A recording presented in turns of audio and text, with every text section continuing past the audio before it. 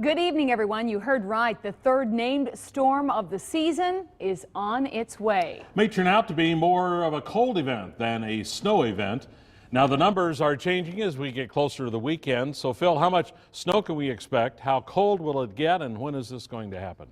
Well, Tom, Winter Storm Cole is still set to arrive over the course of this weekend. And some of the parts of that storm, not quite as severe as we expected them to be, but it's definitely a storm that you're going to feel by the time it's gone. I can promise you that. We're already starting to see some of the clouds on the leading edge of that welling their way on up from the south. You can see that actually very nicely on our Lambo cam. Pretty beautiful sunset, actually, all things considered. 24 degrees right now. These clouds will continue to overspread the area from the south, and this is the leading edge of that cloud deck associated with Winter Storm Cole. Still kind of gaining strength well off to the south. We will actually see a couple of different phases of this storm as it moves on through the area. It's actually going to be packing a 1-2-3 punch from this. We're going to see a couple of rounds of snow, two of them.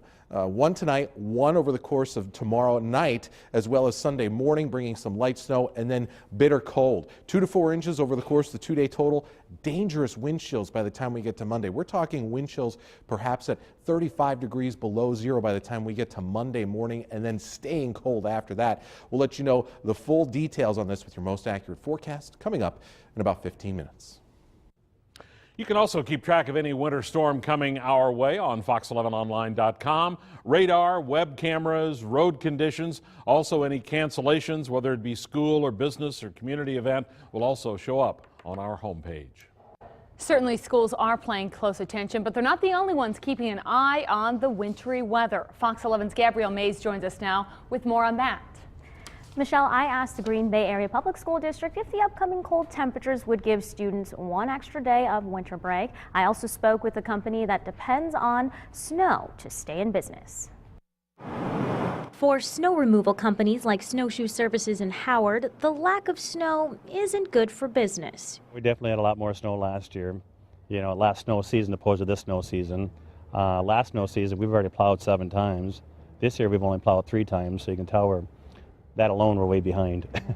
Even though the Green Bay area hasn't seen a significant amount of snowfall, Stephen Van Stratton says his snow removal equipment is ready. We have our own welding shop, our own fabricating shop. We do all our repairs right here. Everything's in-house. At 3 o'clock in the morning, if we have a breakdown, we just simply come back here and fix it.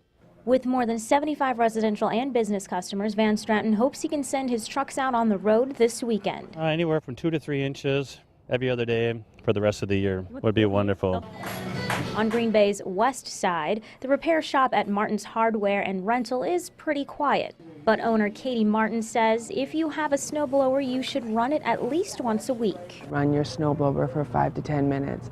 It seems like a waste of gas, but all gas over time deteriorates and it'll clog up the bowl, carburetor bowl, or gas lines. With the expected snow this weekend, we're also expecting below zero temperatures on Monday. Now, that's when students who are a part of the Green Bay Area School District go back to school. And I wanted to know, what does it take for classes to be canceled? If the wind chill gets cold enough that it becomes a wind chill warning, which is normally 35 below for a period of at least 3 hours, and we determine that it's not safe for our students to get to school, then we'll cancel school for the day. The Green Bay Schools Facilities Director said classes can be canceled the day before or the day of, depending on the weather.